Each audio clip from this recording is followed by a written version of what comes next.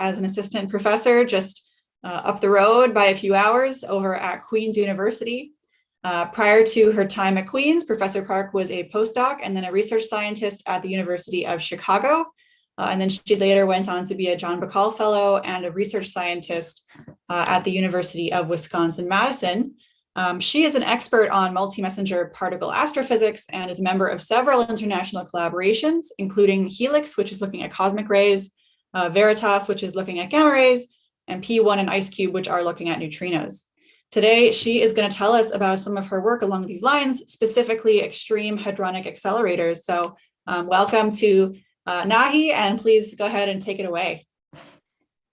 Thank you very much. I'm really glad that I am invited to talk about what is dear to my heart, which is understanding the extreme hadronic accelerator in our universe.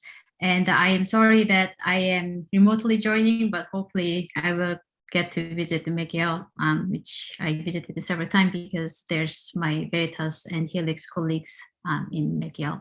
By the way, before I start, Happy New Year to everyone, since today is Lunar calendar New Year's Day. Okay, moving on. Let me ask one brief question before I start, because I actually heard from Caitlin that there's a variety of people in the audience. So I just wanted to make sure that I don't spend too much time speaking about the basic thing. So can you raise your hand if you heard the cosmic ray before? Okay. Oh, all right. So maybe I don't need to go too much on the cosmic ray detail. Okay, I have a few people who didn't raise and okay. So I may just go briefly on it just because this is 110 years since the discovery of a cosmic ray. So as more than half of you know, cosmic ray has been discovered by Victor Hess in this nice looking balloon that he went up to 5 kilometers to find out why the laboratory equipment is losing their power. And basically, so they were using electroscope to measure the radioactivity. And what they found is that without any radioactive material, the electroscope still loses its charge.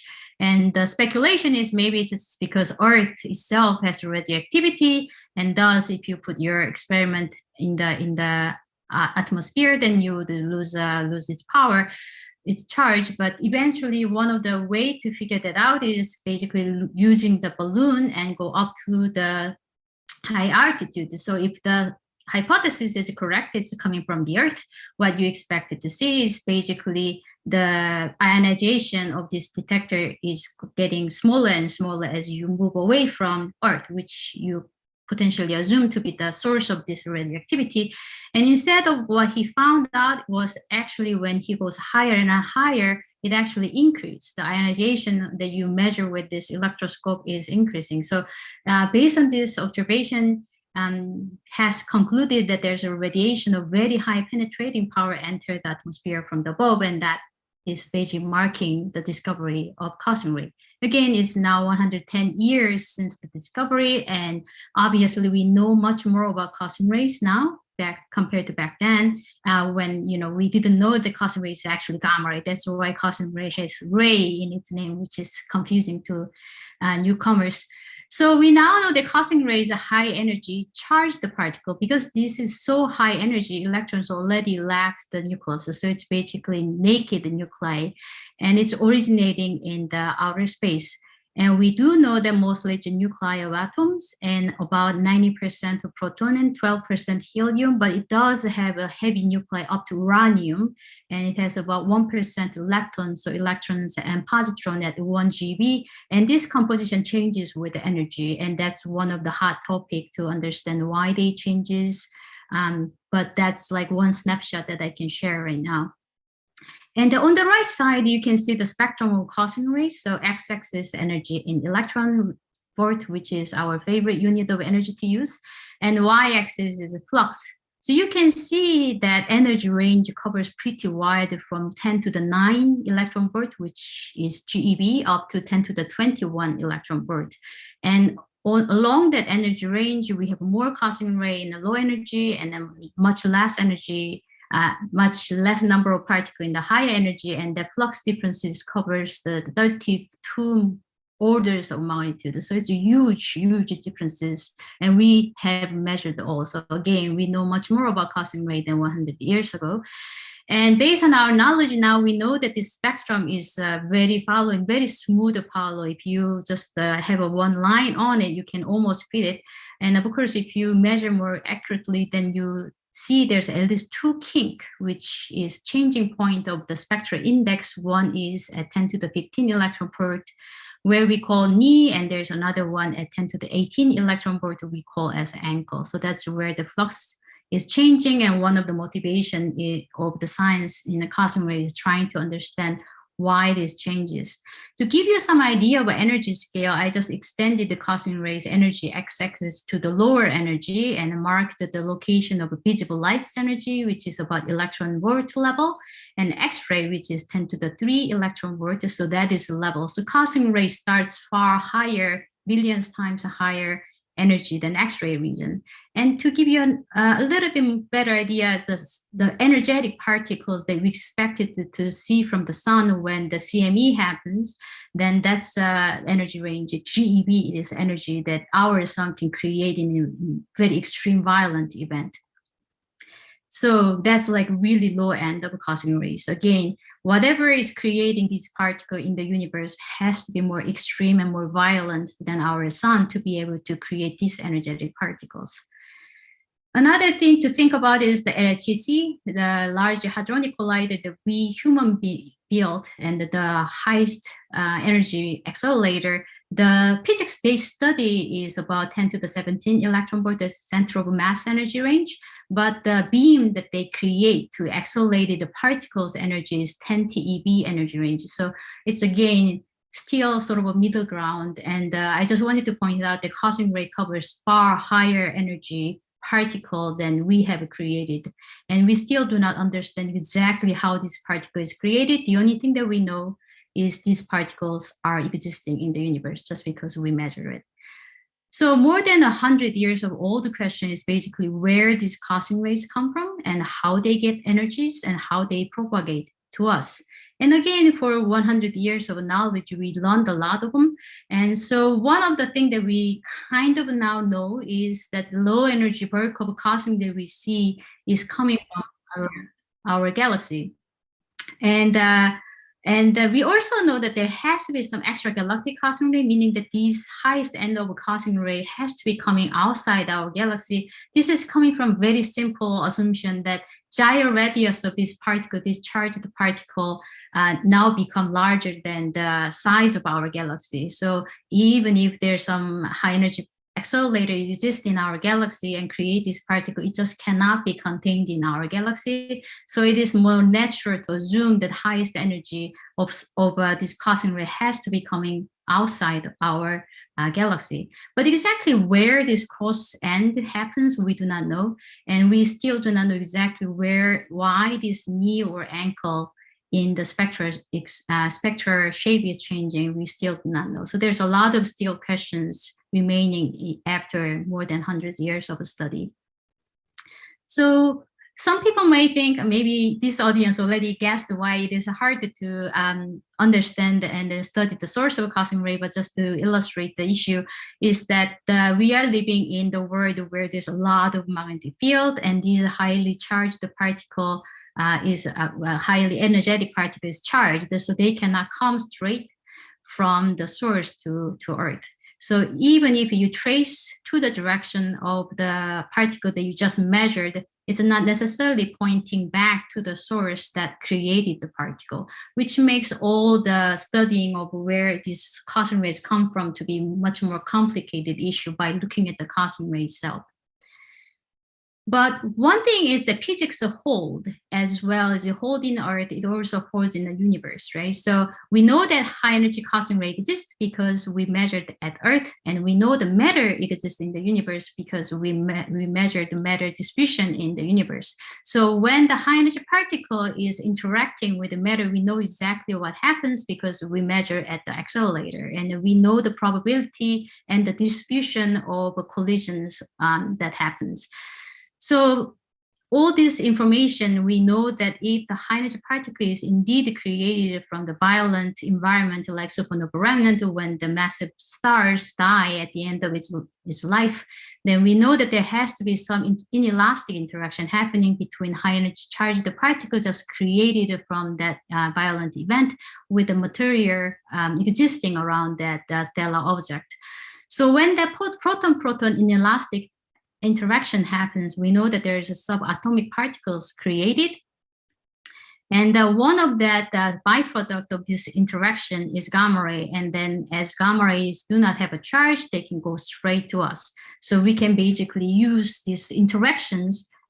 If we know the matter distribution around the source, then we know we can estimate the probability and the flux of these interactions and use that information to actually now chase them back to look at the source, because these particles are not banned inside the magnetic field, and thus start the gamma ray astrophysics. And I am part of VERITAS and has been part of VERITAS for now 10 plus years. And VERITAS is one of 3 atmospheric Cherenkov telescope that is designed to measure very high energy gamma rays created from these interactions.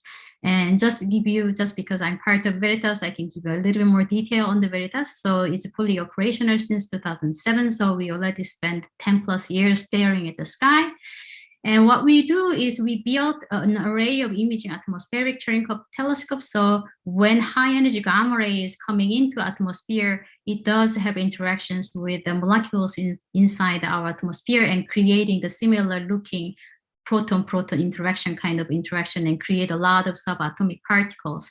And since this gamma ray is a high energy enough, so those subatomic particle is also high energy, so they can move faster than speed of light inside the atmosphere and then creating the Cherenkov light. And that's what we collect with these large 12-meter reflectors. And by using 4 telescopes, we can combine the information and try to accurately determine the direction and energy.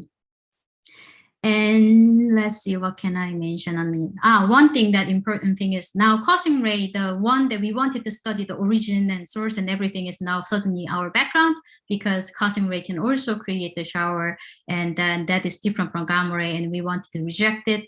And so with the 4 telescope array, we expect about 300 hertz of a trigger from the cosmic ray background. And the most stable and bright source is Purcell-Wind Nebula, and the rate that we expected from that Purcell-Wind Nebula is 0.25 hertz. So it's more than 100 times much higher background that we need to find to understand the gamma ray. And so when we say we can actually detect 1% of Crab Nebula signal in 25 hours, that's kind of revolutionary compared to previous generation telescope. Another thing is because VERITAS is measuring very faint Cherenkov light created from the atmosphere, so we cannot operate during daytime. So we only operate during the dark time and hopefully moonless time. We can observe during the moonlight time, but it's suboptimal. So we can measure the sky about 1,000 hours per year, and our field of view is 3.5 degrees. So that means that we cannot look at the sky all the time. So that kind of limits what we can study with the VERITAS, but we have done pretty well. And then I can demonstrate how well imaging Cherenkov atmospheric telescope has done. So in 1987, when the first generation of Whipple telescope was staring at the gamma ray sky for energy higher than 10 to the 11 electron volt, we saw one source, that was Purcell-Wind Nebula. And now with, let's see, 35 years since the first discovery of one source, now we are in 2022, and we have about 250 sources in the sky, and we have several different source classes like Purcell-Wind Nebula, binary, supernova remnant, galactic center, Blazars, and all different starburst galaxies. We see a lot of classes of different stellar objects creating these very high energy gamma rays. So has been really a lot of discoveries, and it's still ongoing. Just to give you an idea, just a few years ago, 2019 was the year when we first did detect the GRB with the imaging Cherenkov atmospheric telescope, which has been one milestone in the IST for a long time. So it was really, really nice discovery. And last year, we just first detected the nova, which is the white dwarf star, and then sometimes it go into the violent event, and then flashing light. And we first detected the gamma ray with energy higher than 10 to the 11 electron volt. So that was all. So we are still all marching on with our new discovery, and then it has been very exciting. So coming back to the question of hadronic accelerators, so what did we learn from the gamma ray observation? So one thing that we learned, which is a little bit disappointing to me, at least just because I was really motivated to study the hadronic accelerator. And it turns out the very high energy gamma ray sky is very bright with leptonic emission.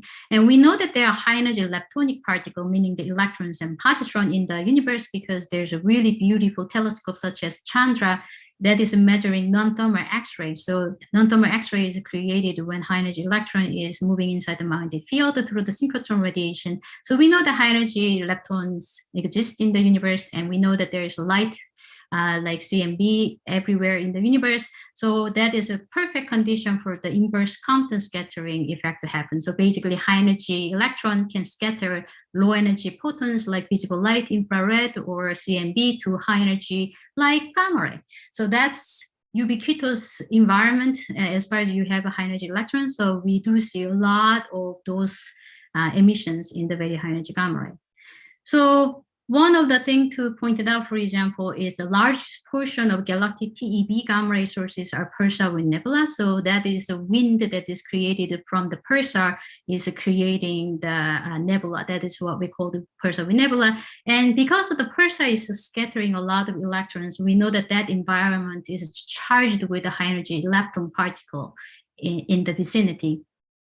And when we look at the pulsar wind nebula in the TeV, one other thing that indicates that this is emission coming from the lepton is because it is just changing size in different energies. So on the left side, I show you one of the pulsar wind nebula that detected by HASS collaboration.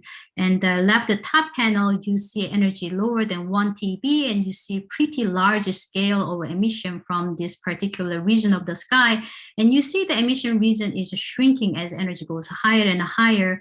And at the lower right panel, when energy is higher than 32 TeV, you only see point-like source. What happens is as electron is losing its energy rapidly as the energy goes higher in the magnetic field, you kind of expect this kind of energy-dependent morphology. Basically, size will shrink as energy goes higher. So this is indication that we are seeing leptonic emission in the pulsar wind nebula, and this is a spectacular example, and not all the examples show as clear a picture of leptonic emission as this one. But just because the pulsar wind nebula is such a good environment for the leptonic emission to happen, it kind of pointing to the direction that's probably what we see is leptonic emission there. And a lot of most of the extragalactic sources like AGNs that we are seeing can be explained solely by the leptonic particle scenarios. So again, gamma ray is bright in leptonic emission. But the other thing is that we do see hadronic accelerator in our galaxy. How we find out is basically looking at the coincidence with the molecular cloud, meaning that there's a lot of target material that we can create the proton-proton interactions. For example, IC443 is supernova remnant, and when we trace the IC443's gamma ray emission, compare that with the molecular cloud around the region, density around the region correlates very well. So that indicates there is some hadronic acceleration and the hadronic interaction going on around the source. So that's really nice. And another thing is that we can look at all the multi-wavelength observation from radio up to gamma ray. And especially for the historic supernova remnant like Cas-A or Tycho, we understand very well because there's an ample amount of data from radio up to gamma ray, so we can study the environment. And it kind of pointed out the leptons a little bit having harder time explaining all the things that we are seeing from radio up to gamma ray. But again, this is a little bit model dependency, which is a little bit less clear, so to speak. And IC443's case, we do see pion bump, so there's a little bit more suggestion. So there are hadronic accelerators in our galaxy, so that is good news. The not so good news is it doesn't really extend to the, say, 100 TeV. Again, cosmic ray goes up to 10 to the 21 electron volt, and we expect the galactic part of cosmic ray to go up to about 10 to the 15 electron volt. And since gamma ray gets about 10% of cosmic ray's energy, so we expect if we have a hadronic accelerator, it has to be extended without cutoff at least up to 10 to the 14 electron volt. And we don't see that in the supernova remnant, which shows the most promising hints for the hadronic acceleration. So the good news is we do see hadronic acceleration. Bad news is that it doesn't really go high energy as we want it to be. And we still do not know what exactly is going on there. The third lesson we learned from gamma ray is that, well, it's a lesson and not lesson at the same time, because basically there's a lot of unknowns in our sky. We have about 40% of galactic gamma ray TeV sources. We do not know where they are coming from. They are basically shaped in a different way that we cannot find easily what is the counterpart in the lower energy radio, optical, or X-ray. So we do not know the nature of it. And then for a long time, we thought that, okay, if we can see the gamma ray emission up to 10 TeV, 100 TeV, that means it has to be hadronic, because a lepton particle will lose its energy very quickly in that energy. And we now have a sky map with energies higher than 100 TeV. This is a sky map released by LASO last year with their partial detector array. And so this is amazing that they now see about 14 sources above 100 TeV of gamma ray. But a lot of these sources seems to be on the top of Pulsar Wind Nebula, which again, as we said before, is very promising leptonic emitter. So it's not really as clear shot as we want it to be, even though we do see this sky map. That is very nice. So gamma ray gave a lot of clues to us. Now we have a lot of stellar objects that we know that can create the particles with energy higher than 10 to the 11 electron volt, but it doesn't really solve everything, especially when it comes to hadronic acceleration and interactions. And the issues is going to be much harder when it goes away from the galaxy and actually look at the extragalactic part, because what happened is, again, cosmic ray will bend because there's an intergalactic magnetic field in addition to galactic magnetic field. So again, it is hard for us to chase direction of a cosmic ray to find the source.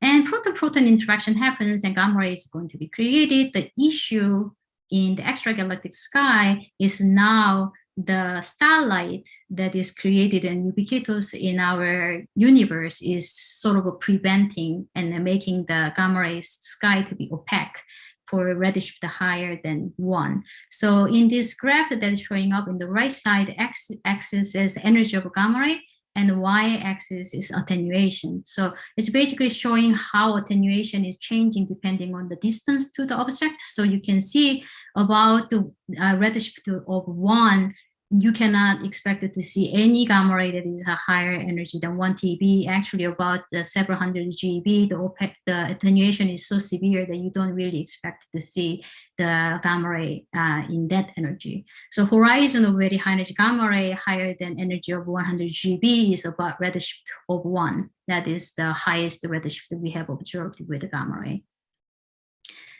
So another tool that we can use that may have been indicated by looking at the PP interaction diagram is the looking at the neutrinos, because neutrino can be also created by these kind of hadronic interactions. And the good thing is these neutrinos, as you know, does not really interact very much with the matters. And it can, for example, escape from the sun's core in 3 seconds without any problem.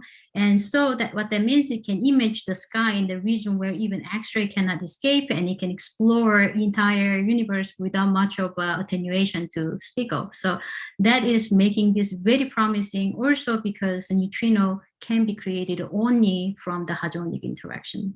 So if we see neutrino in the sky, we know that hadronic acceleration happened, and we know that hadronic interaction happened. So it's really perfect messenger to study about hadronic interactions in our universe.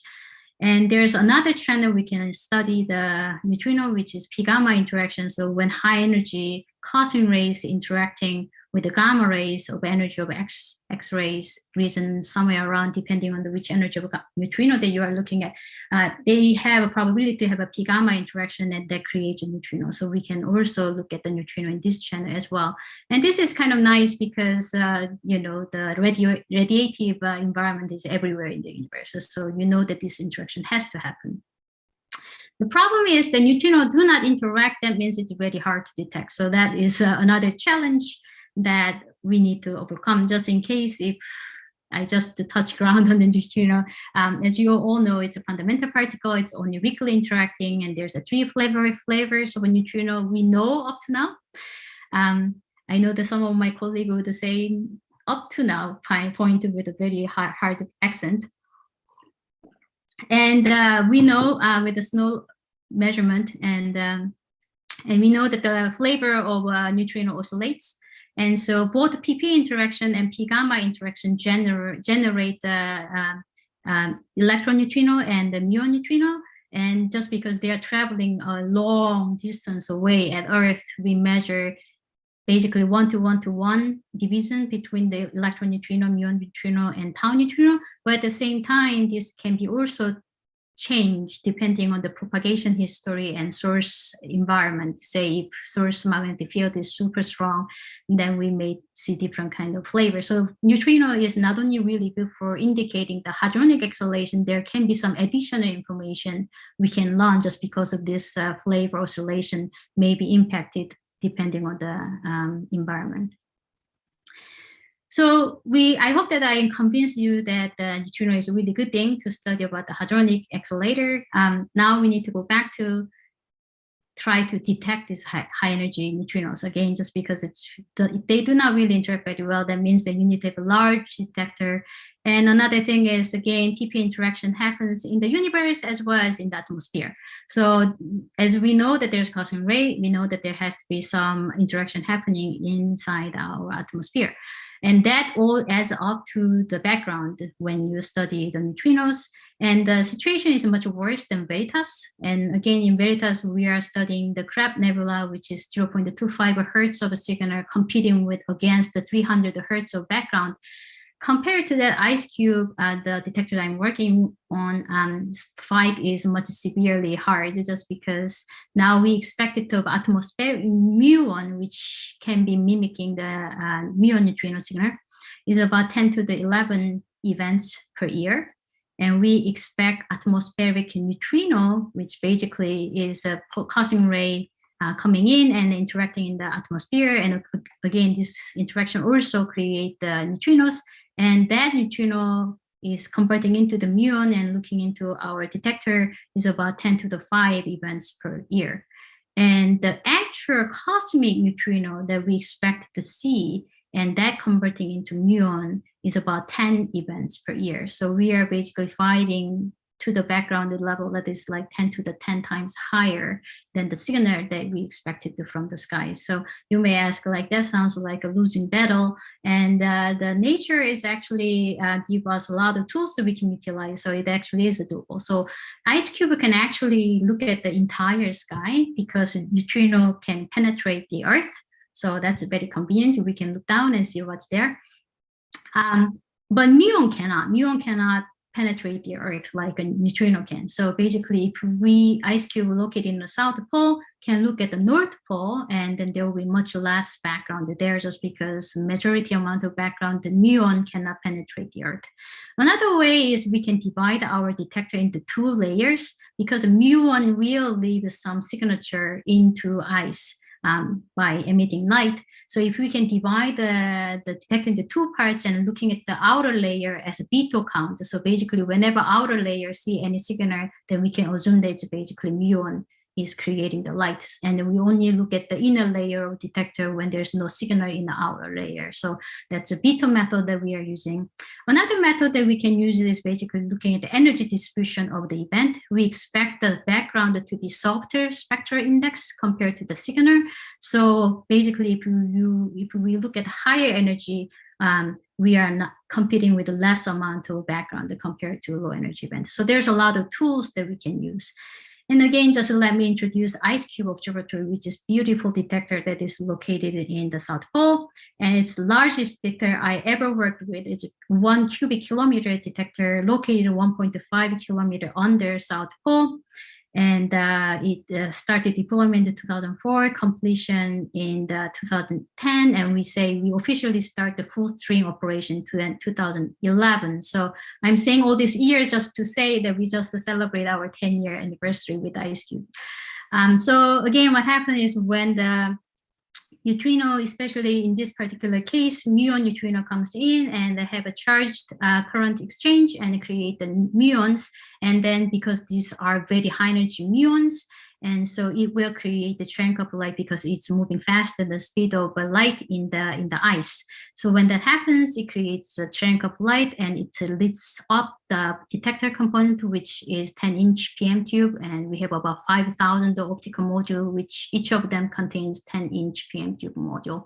And this particular event, I will go back to it later because it's a famous one. And just to give you an overview of a neutrino event type, so basically, as we said before, neutrino only interact through the weakly interacting mode. So there's 2 modes, and then neutrino interacts in both modes. One is charged current exchange, and the other is neutral current exchange. And so when charged current exchange happens, then basically muon neutrino creates the muon, electron neutrino creates electron, and so on. And especially when muon was created from this interaction, it leaves a long trace. And this is really excellent for reconstructing the direction because it's along the 1 kilometer, right? So you can reconstruct the angle pretty accurately with a resolution of 0.2 to 1. But the thing is, muon is very much likely will leave your detector volume without losing all of its energy, meaning that your energy resolution is going to be not so great. Another type of event is cascade. So basically either charge the current exchange happen for the electron neutrino or tau neutrino, just because electron and tau will interact and completely lose its energy much quickly in a much shorter distance than muon, so it will confine inside the detector. Or when neutral current exchange event happens, basically it will create a hadronic interaction and make a shower. And in this particular case, basically we contain the entire energy of a particle inside the ice cube, 1 cubic kilometer. And so we have excellent energy resolution of 15% above energy higher than 100 TeV. But the angular resolution is pretty bad, as it's really not. It's really look like a blob of things just suddenly happening in the middle of the ice. So that's why angular resolution is about 10 degrees, and that's average. Another thing that can happen is just always exciting thing is when the tau neutrino has enough energy, say higher than 100 TeV, it can actually travel a little bit farther down before making a hadronic shower. So it can kind of make a double cascade. So that's another way that we can tag on to the tau neutrino. And it's very nice because if we can utilize this channel, basically we can detect the different flavors, so measure the different flavors. Flux will be really nice to study about the overall neutrinos. And as you all know, IceCube detected the astrophysical neutrino in 2013, and we very recently released our update on that with the 7.5 years, and we detected total 102 events. Again, it's a small number of events, about less than 10 events per year over time. And now we have a full sky map, not sky map, but we have a diffuse emission of a high energy particle in 3 different messenger, cosmic ray, neutrino, and gamma ray that we measure. And all picture has to make sense, right? Because a neutrino and gamma ray is created from the interaction of a cosmic ray. So our understanding has to be consistent and then to understand everything. And up to now, we don't have a clear counterpart detected for the high energy neutrino, which is really tantalizing. And it's not because we haven't searched enough, because we searched a lot. Basically, looking at the HELAS diagram, basically, ideally, if you have how much size of regions with how much magnetic field, you can estimate roughly how high energy charged particle can be created. And we searched through every single item that is shown in the HELAS diagram, not including LHC. So, and we searched all this list that I'm not going to refer to, and we haven't found any clear population that seems to be able to explain astrophysical neutrino flux IceCube has detected. I'm going to show in shortly in 10 minutes, hopefully. And two particular case that was recently interesting in a multi-messenger observation. One is Blazar, TXS 0506 plus 056. This was coincident with one of a high-energy neutrino event detected by IceCube. And just to remind you what Blazar is, it's basically active galactic nuclei where we see through the jet, so we can actually see the central nucleus to be the major amount of energy that we are seeing in that object. So viewing angle wise, if we are looking down to the jet, we call it Blazar. And that is one particular object we see in IceCube. Basically, IceCube detected a high energy neutrino, we followed it, and then it turns out that there was a TeV and GeV gamma ray flaring happening in that particular object. And the chance coincidence for the background to make this kind of coincidence was displayed by 3 sigma, and you will hear a lot of 3 sigma from here on. So that was one hint that was interesting. And then IceCube will look back. We look back our data just because it sounds like it's interesting enough to trigger the archive data. And what we found is 2014, there was a neutrino excess, and that significance was 3.5 sigma. Basically, we saw 13 plus minus 5 events. Compared to 2017 event, this was a single event. Compared to that, there's a huge amount of 10 events is a lot for IceCube. So that was really exciting. But the problem is that at that time, this is archive research, so we didn't trigger this particular event. So there was no follow-up study for this one. And then now we are preparing for such follow-up, and we haven't seen a similar event style just yet. So what we learned from this particular TXS 0506 case is basically, first of all, if you wanted to explain neutrino from this TXS 0506 Blazar, that means it has to be hadronic acceleration, meaning that you cannot explain the emission that we see from the radio up to gamma ray only based on the leptonic scenario. And there's a lot of model studies that I didn't even copy here because that's too many. But up to now, it's just generally they seem to be favoring a mixture of a hadronic and leptonic scenario. And they also favors different emission reasons. And then 2014 flare in the only neutrino orphan flare is much complicated just because there's not a lot of electromagnetic wave observation on it, and there's just too many neutrino on it. And so we only have a Fermi observation, and it seems like there's no clear correlation with the gamma ray emission, which is really making it hard to explain, but it's not impossible to explain. And so it seems to be just requiring the neutrino to be generated into gamma ray opaque regions, so the neutrino can escape while gamma ray cannot escape. So to check these models, we just basically need more observation as these similar cases. And also, if we have an MEV telescope, that would be very helpful. Another case that I wanted to touch base on is Seyfert Galaxy NGC 1068 case. So this was found as a hottest spot in one of the IceCube point source search that I basically came up with this source catalog to look at. It was very much gamma ray oriented source catalog. And we found that this particular Seyfert Galaxy to be 2.9 sigma away from the background distribution. And just give you an idea, Seyfert Galaxy is basically Blazar, AGN, I'm sorry, not Blazar, but AGN, but we're looking into the direction that is shown as arrow. So we do see the Doppler effect of 2 jets, and we see the neutrino emission with a 2.9 sigma, so almost 3 sigma. And when we look at the gamma ray, it looks like gamma ray people actually look at this particular object for a long time, 125 hours, very long time for IACTs, and they didn't see anything. And the estimated neutrino flux is much higher than the gamma ray.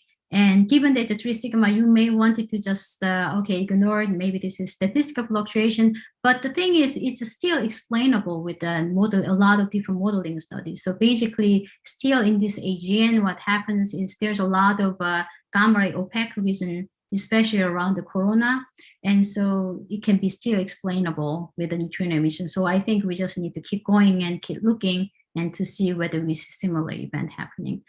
Another thing that I wanted to point out is also catalogue itself, which was inspired in the gamma ray based observation. itself shows the significance of 3.3 sigma. And by now you are maybe saying that there's too many 3 sigma effect going on around here. And that's just because that's the best we can do with IceCube, given the background level and everything that we have. So how do we move forward from here?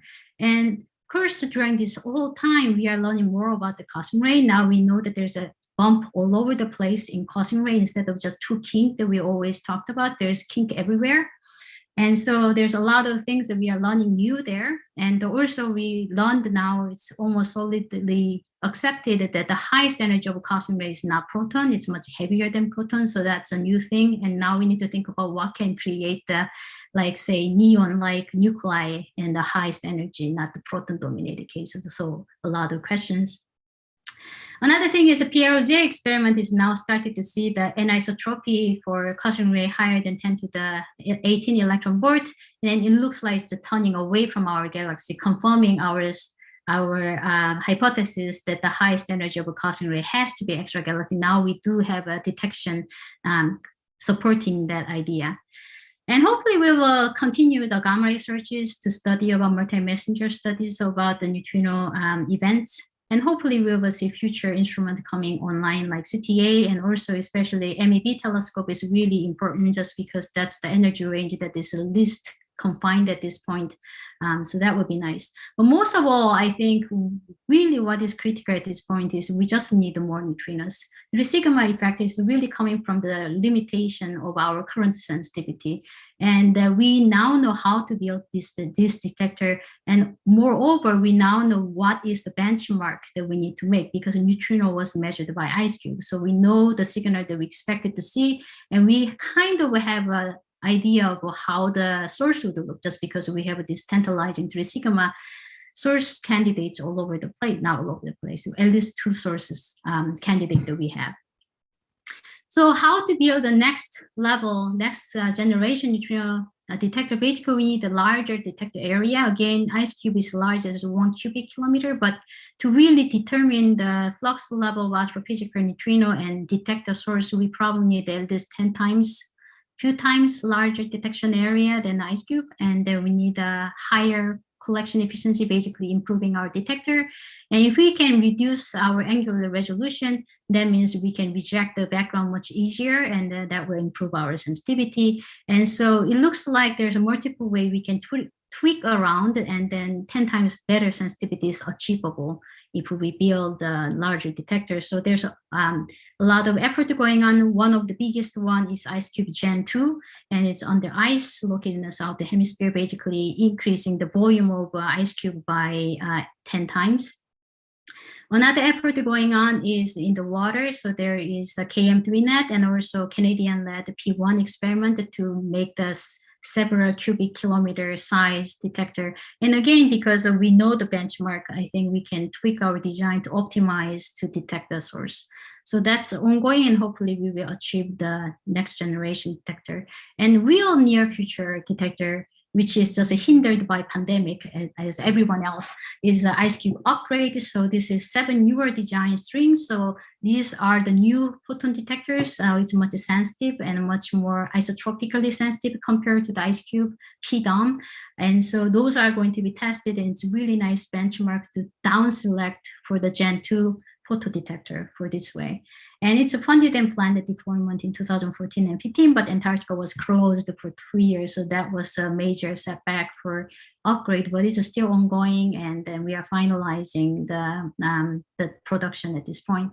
And the main scientific motivation for Upgrade is low energy neutrino oscillation, which I didn't mention at all in this talk, but it will be very interesting for the astrophysical neutrino as well, because the one motivation of this Upgrade is putting more calibration device into ice.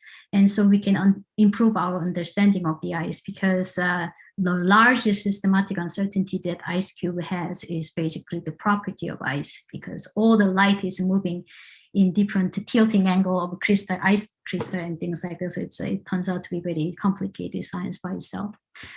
So I hope that I was not too rushed at the last minute especially, but I really wanted to emphasize that we are living in an exciting era, and we are very close to answer the century-old questions. And all this exciting new discovery of sources. On the top of that, now we can combine all the information and actually studying in the nature of a hadronic accelerator, which was, again, more than 100 years of question. And another thing that I wanted to point it out is this field is super data-driven. Basically, we detect something that theoretical physicists try to explain everything that we detected. So it's, in a way, kind of an interesting field for to think about. And I think IceCube has been great to lead this with dedicated multi-messenger observation and really looking around the universe for hadronic accelerator. And also it set the benchmark how to build actually the next powerful neutrino telescope that we can actually really delve into a lot of 3 sigma signals, and the IceCube is starting to look into. And so hopefully we will have more than one neutrino telescope, because as you can see on the right side, there's a good reason to have at least one neutrino telescope in different hemisphere. So thank you very much for your attention, and I can answer question if there's any question now. Thank you so much for that really great talk. I thought it was crystal clear, and you're getting a lot of clapping emojis happening in the participants window. So that's great. It seems like a lot of people really enjoyed your talk. Does anyone have any questions they want to ask at this point?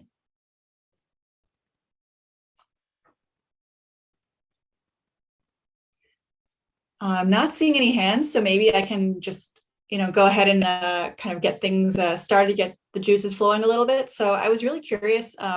Yeah, super interesting work about this coincidence with the blazars, and also looking at like Seyfert galaxies. I was wondering if you could say more about the sort of theorized mechanisms for having like hadronic accelerators going up to such incredibly high energies in these systems, and what are the like underlying mechanisms that are responsible for that? Right, that's I think a lot of game modeling is phenomenological. So they assume that there's some shock around the supermassive black hole, and then they start from there already, right? There's okay, maybe I'm wrong, but when I was going through the paper, a lot of modeling was about, okay, let's assume that some shock acceleration is creating this high energy acceleration particle, and let's start from there, just because going into the acceleration mechanism turns out to be really hard questions. And so but there are a few models. If you are particularly interested in acceleration itself, there are a few models. One is just general shock acceleration, the Fermi shock acceleration, and assuming there's a jet around jet area, there's a shock that you can accelerate the high energy particle. And of course, it's a little bit hard as you go higher energy, because now you need to confine the particle for a longer time, and it's kind of challenging as time goes on. So there are some models that is saying that, okay, if you are very what is the fortunate is not quite right word. Sometimes you may align your particle in a way that you can gain huge amount of acceleration. There's a few models about it that is called the espresso model. And so I heard about those kind of model.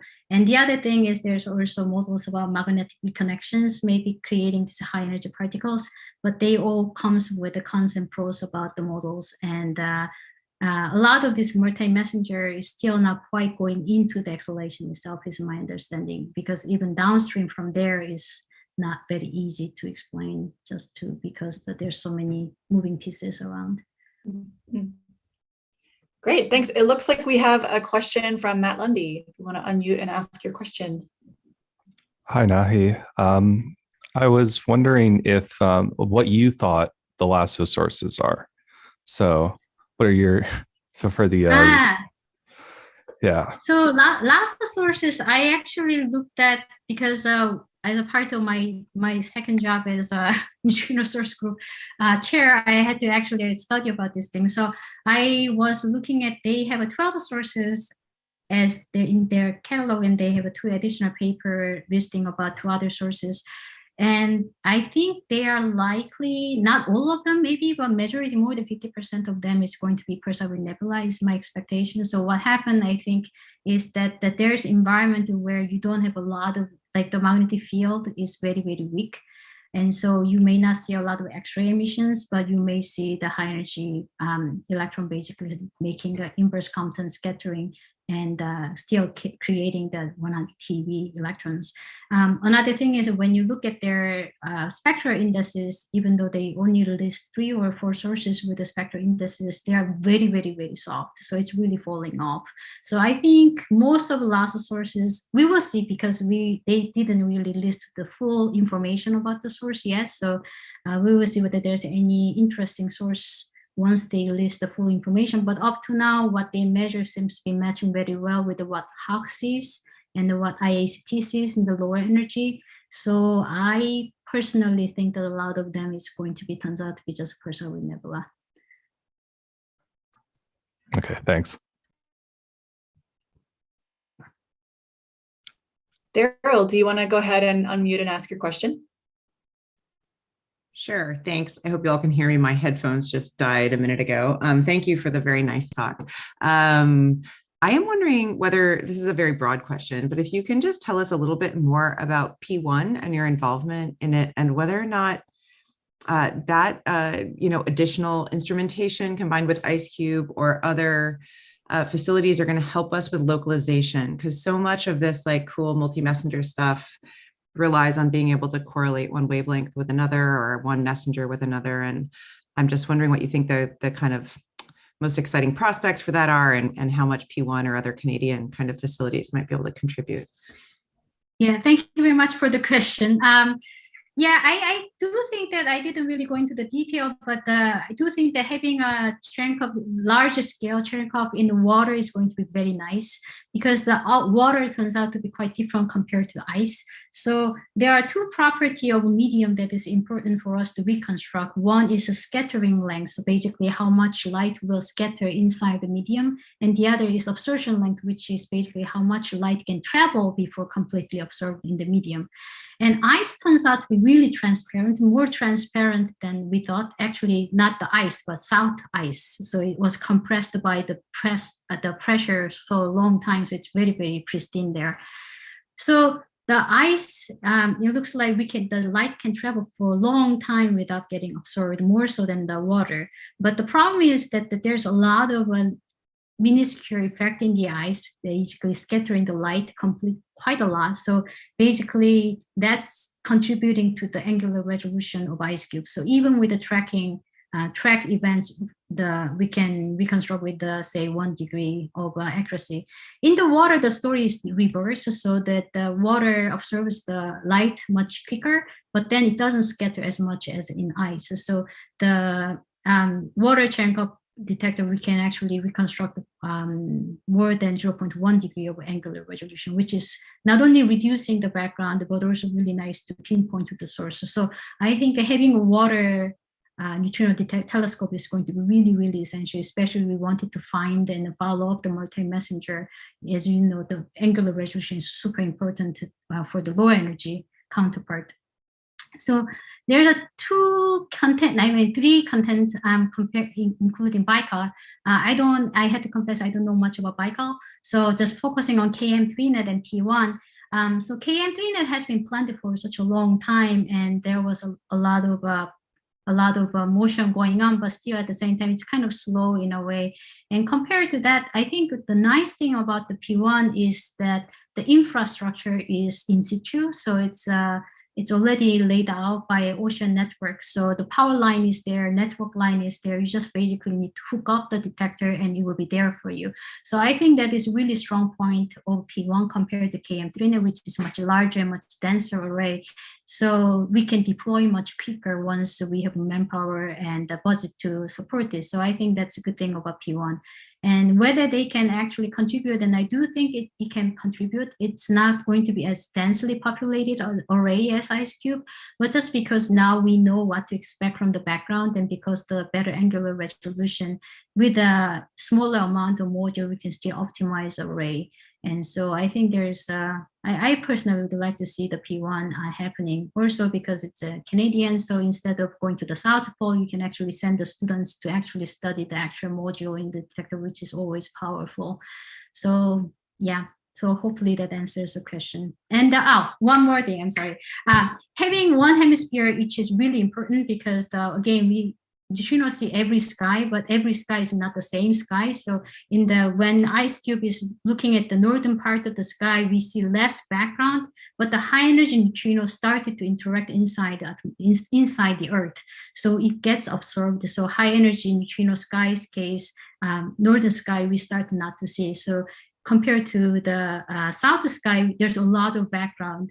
And so that makes it hard, but at the same time, we see low energy neutrino and the high energy neutrino equally. So that is the reason why I think it's absolutely important for us to have at least one hemisphere per neutrino telescope so that we can have a sky view of all energy of a neutrino and make sure everything we see is consistent. And then would be nice again to have at least one water neutrino telescope.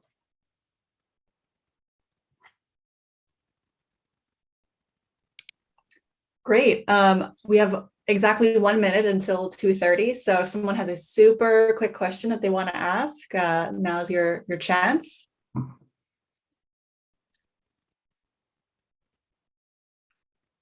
But if not, I'm not seeing any questions. So if not, I guess we can all just thank Professor Nahee Park again for that super clear and engaging talk. And for those who are interested in meeting, there are still a few free spots for meetings, which are tomorrow. And the graduate student meeting with Nahee is also going to be tomorrow. So check your inboxes for an email from me and from Carolina about that information for the sign up and for the schedule. So thanks again. And everyone enjoy your afternoon. Thank you very much for coming, even with this suddenly changed the time. Yeah, it was well worth it. So thank you very much again.